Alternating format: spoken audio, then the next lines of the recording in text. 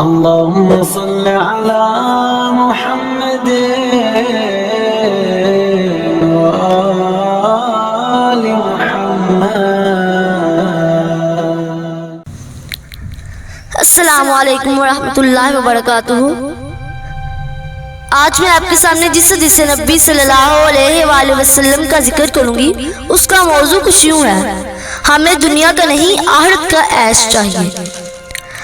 حضرت عمر رضی اللہ تعالیٰ عنہ فرماتے ہیں کہ میں ایک دن رسول اللہ صلی اللہ علیہ وآلہ وسلم کی کوٹری میں آپ صلی اللہ علیہ وآلہ وسلم کی خدمت میں حاضر ہوا تو آپ صلی اللہ علیہ وآلہ وسلم کو اس حال میں دیکھا کہ آپ صلی اللہ علیہ وآلہ وسلم کھجور کے پتوں سے بنی ہوئی ایک چٹائی پر لیٹے ہوئے، اس کے اور آپ صلی اللہ علیہ وآلہ وسلم کے جسم مبارک کے درمیان کوئی بستر نہیں ہے، اور کھجور کے پتوں نے آپ صلی اللہ علیہ وآلہ وسلم کے جسم مبارک پر گہرے نشانات ڈال دی ہیں۔ آپ صلی اللہ علیہ وآلہ وسلم کے سرانے ایک تکیہ ہے جس میں کھجور کی کوٹی ہوئی چھال بڑی ہے۔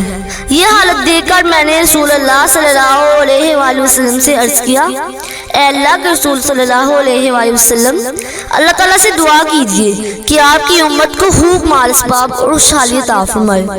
روم اور فارس والوں کو بھی اللہ تعالیٰ نے بہت خوشحال اور مالدار بنایا ہے، حالانکہ وہ اللہ تعالیٰ کی عبادت نہیں کرتے۔ آپ صلی اللہ علیہ وآلہ وسلم نے فرمایا: اے عمر، کیا تم اس پر راضی نہیں ہو کہ ان کے لیے دنیا کا عیش ہو اور ہمارے لیے آخرت کا عیش؟ میں تو مسافر ہوں۔ حضرت عبداللہ بن مسعود رضی اللہ تعالیٰ عنہ فرماتے ہیں کہ رسول اللہ صلی اللہ علیہ وآلہ وسلم ایک چٹائی پر سوئے۔ جب آپ صلی اللہ علیہ وآلہ وسلم اٹھے تو آپ صلی اللہ علیہ وآلہ وسلم کے پہلو میں چٹائی کے نشان پڑ گئے تھے۔ ہم نے عرض کیا: اے اللہ کے رسول، اجازت ہو تو ہم آپ کے لیے نرم بچھونا تیار کریں۔